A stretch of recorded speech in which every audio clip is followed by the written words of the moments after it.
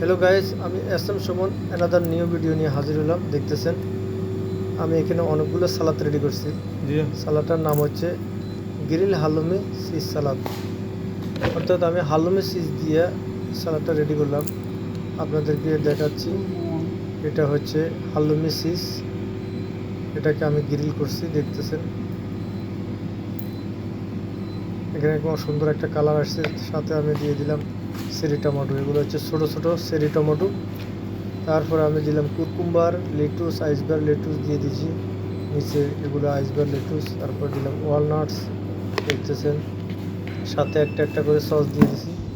সসটা হচ্ছে বেলসামিস সস, খুব টেস্টি সুস্বাদু সস। আপনারা চাইলে আমার ইউটিউব চ্যানেল আছে, ইউটিউব চ্যানেলে যে গিয়ে পুরো ভিডিও দেখতে পারবেন।